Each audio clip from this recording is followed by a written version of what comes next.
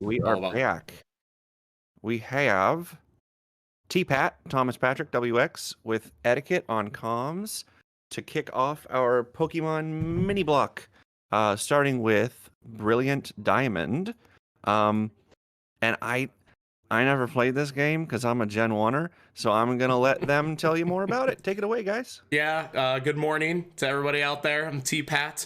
I'm a Pokemon speedrunner of mainly the newer games. Have been doing basically anything that's on the Switch, bar Scarlet and Violet yet. But my good friend Etiquette has been doing a lot of that. So, yeah, Etiquette, introduce yourself and tell us about Scarlet and Violet. I'm just kidding. Hi, everyone. I'm Etiquette. I run all the Switch games, like T-Pat said. This is a really cool run, so I don't want to steal the spotlight with Scarlet Violet stuff. But yeah, all the Switch games are great. So if you are interested in Pokemon speedruns, I definitely recommend them. All right. Without any further ado, if we're all ready to get started, I will count us down from 5. It'll be 5, 4, 3, 2, 1, go. All right. Here we go. This is Brilliant Diamond, and I'll be doing the Glitchless category, so we'll actually get to see the whole game and do more than one battle. Yeah, this game, a lot of people know about this game because of the massive amount of glitches that were present when the game first released. So there isn't any percent category. It's the first time since like Generation 4 that we have a true like glitched category for a Pokemon game.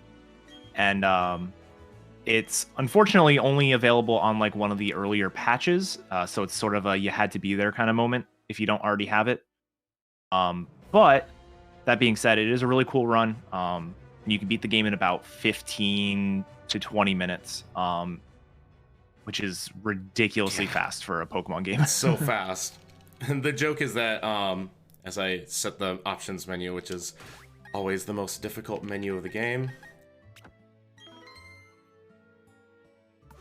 There we go. The kind of running joke is that since this is a Gen 4 remake, it's a faithful Gen 4 remake because the original Gen 4 has also had some pretty busted glitches, but this topped it. Like, the glitches in this game were just insane. Yeah, beating the game in like 15 minutes. That did top, I believe it did top the original Gen 4 games. Yes. Where they did the tweaking with the bike to make the map tiles load incorrectly. And I'm not the glitched expert, but yeah, it's original Gen 4 you could beat in about an hour, a little bit under an hour on the top end, and yeah, and this it's a little under 15 minutes. The glitches, like, this game is essentially a one-to-one remake with the originals, but the glitch being utilized in this was very specific to like the UI. It involves a glitch called menu storage. So you open up a second set of menus, so that way when you close the menu, you gain access to like start running around again, but you still have a menu open, and so like it's really confusing. But it allows you to sort of cancel events in the game, and you can eventually do that to like get yourself out of bounds, run all the way to the Elite Four, and then skip all the Elite Four members. It's so really fun to see, especially just running through the void in like 17, 18 seconds just of nothing. You're just like, yep, la la la la la. We'll just make it to the Elite Four, and you just pop up underneath the waterfall. Yep, exactly. This is going to be glitchless. Yeah, in that category, this battle against the Starly with the starter is the only battle in glitched. Yep. And we have many, many more. Yeah. So really, yeah, this is gonna be the glitchless run. It is. Gen 4 is kind of unique that like all the starters are actually pretty good, but we are gonna pick Chimchar. Yes. You can kind of do any of the starters here, without spoiling too much right yet. We aren't going to be using the starter for the entire run, so it's really a matter of which starter gets us through the part of the game that we need to use the starter for the fastest, and that just happens to be Chimchar. The first gym is not a great type matchup, but the second gym is a really good type matchup for Chimchar, and that is what really sets it apart from something like Piplup, for example. And then from there on out, Chimchar does still assist a little bit with Gem 6, and then way up on top, about Cornet, does get like a single like effective flamethrower usage that really helps us out. So it does line up perfectly that Chimchar is just the best complement to the main that we will be using. Just a little bit over what Piplup or Turtwig can do. All right, I'm gonna check my nature. I'm gonna run any Chimchar, but I still would like to know. And I got a calm. Oh, so yeah. I am minus attack. I had a feeling because my scratches against the Starly did not do a whole lot of damage even before Growl. We will just deal with it. There will be a couple extra annoying ranges. Nothing that's like super fatal, but if you're going for like a world record attempt, you would really not prefer to have minus attack or minus special attack. You're just going to lose a couple turns, but we'll just deal with it. No big deal. One of my practices was literally like minimum special attack, so I'm not going to be surprised. It's probably one of the worst natures, actually. Yeah. Because I don't think special defense is huge. You rather would have more defense than special defense, because some of these early battles can be really annoying if you just, things that can just like tackle you and quick attack you. It's just like, please don't do the maximum number of points of damage. Yeah. Every damage roll in the game has 16 unique numbers, or no, they're not unique, but 16 possible amounts of damage it can do. Some of them are going to overlap, so like, rolls 0 through 5 might all be the same. And there's almost always a roll that is higher than the rest, and we call that the 1 in 16 max roll. Sometimes there could be like a 1 in 16 low roll, which might be relevant in some cases. And so a lot of times when we're going, like obviously in a marathon setting, you kind of have to finish the run. So you want to be playing around things like that. But a lot of times, when you're going for a PB or you're grinding, you kind of assume that you're not going to get hit by one of those 1 in 16 max rolls, just because that's such a low chance. It's kind of like playing around a critical hit. Critical hits in this game are 1 in 24 instead of 1 in 16, but it's roughly the same odds. It's like 4% versus 6%, so it's one of those risks that you just sort of end up taking. And for the most part, I will play around the high roll, but there are a lot of situations where it is unavoidable to play around a crit. Yeah. You just have to in those situations, you're just praying. It's just like, please don't crit me, because even from full health, you're likely dead. Nothing you can do about that. So I will say for a handful of the more dangerous fights, but what's nice about this game for a marathon run is that there is an autosave feature. So anytime I go in and out of a building or like the map changes, it will prompt an autosave. Not necessarily going from route to routes won't do it. So I'll take advantage of that in maybe a couple situations where it's like, oh, I didn't save for this difficult fight, but I literally just entered a building, so it auto-saved for me. Not bad. Talk to mom. Very important. Etiquette, the last time we were on a Discord call together, we were answering a bunch of trivia questions, so, if you got any extras out there, you're more than welcome to fire them off. We learned that SCUBA stands for something. It does. Self-contained underwater breathing apparatus. Yeah, that's right. 5 points for etiquette. Or no, 20 seconds. Shoutouts to May for both getting us on her GDQ Hotfix show, which was very fun. I enjoyed that very much. But also with the Porygon.png meme. She loves ORAS more than this game. And May did discover something about the speedrun of this game. Is that if you turn the music to 0, literally like the volume slider to 0, every jingle that occurs in the game via item pickup, level up, badge acquiring gets outright skipped. So instead of having to wait for the da-da-da-dang of each level up, the menu just occurs instantaneously. Or if you pick up an item, you don't have to wait for the da-da-da-dang to advance the text box. it saves approximately 10 minutes over the course of the run, but you have to play the game silently. And May discovered that. It is really unfortunate to play the game silently, because the music in this game is pretty good. It's obviously just sort of remixes of the originals, but Pokemon games usually always have great music, so yeah, the old game, it's a bit of a shame. Yeah, the old games is so nostalgic, and the new games have just some bangers. So there, you can play with the music on. There is like a variable on the leaderboards. I do have a submitted run with music on, because as I think I was just like practicing to be ready for like GDQ backup, and I got a 331 with the music on, and it was my PB at the time, like outright. So I was like, oh, I'll just submit it. But you can, if you are going to play this game, and obviously you probably will want to play it in the fastest possible way, you can just like listen to music and play it on stream, and it's totally allowed on the leaderboards. And our good friend Fury has a tool that will like screen watch and like play the theme that's supposed to be playing. It's not 100% perfect, but kind of gives you the experience that you would expect. I should have saved for this fight. I just play around the 1 in 16. You're fine. Yeah, yeah, that's what I did in practices, because I've only gotten 19 HP Chimchars and not 20.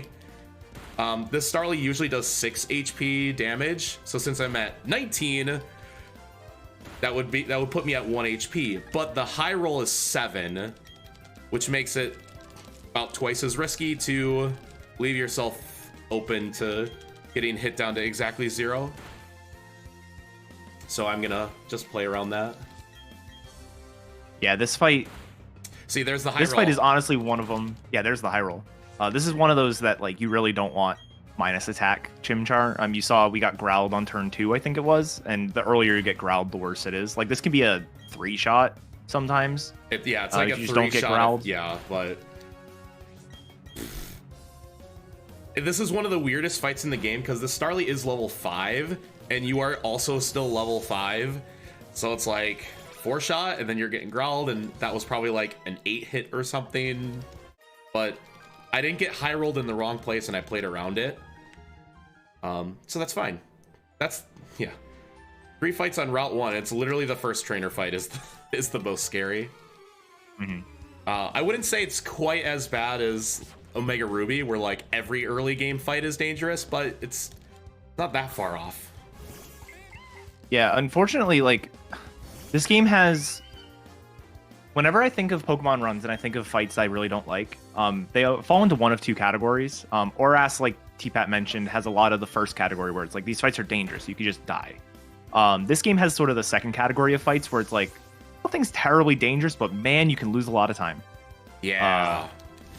Like pretty much every fight up until Rorik. No, like Gardenia. Even past Rorik. I would say like up to Mars almost. Ugh. Yeah, so like that first Starly, you can just lose a boatload of time. You can lose a boatload of time on the upcoming Berry fight. And oh boy, that is one of the fights of all time. Yes, it is. And then Rorik, you can both die and lose a lot of time. So that can really decide like the pace of your run. How did I not talk to that guy? You're supposed to like talk to trainers so they don't give you the explanation point. I've never seen him give me the explanation point while I was that far out of his line of sight. That was a little strange. Anyways, movement in this game is a thing. Just keep that in mind for the entire run. Yeah, I'll just describe more of that later.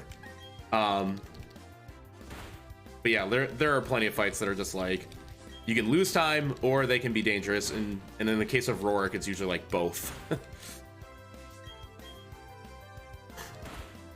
But I got through Route 1 no problem.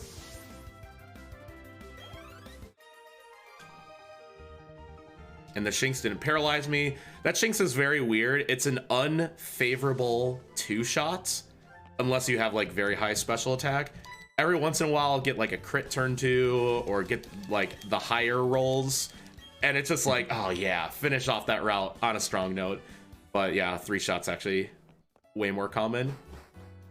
A lot of the little things of like, okay, I lost a turn on that Shinx, so I'm already like you know, what is it, like 7 seconds is about the amount of time that like a battle turn takes. Yeah, right around that. It's all that can add up, especially in the early game. And yeah, Barry is going to be a big offender of that with my very next fight. That plus we don't have repels yet, so we can't repel wild encounters. Not doing too bad. I think I only had 1 wild encounter up to this point, which is nice. Yeah, it's another sort of source of variance here in the early game. Well, my record run for this particular game, I think it's 6 wild encounters, and I'm just like, man, there's no way you can get out of the early game with like a good time.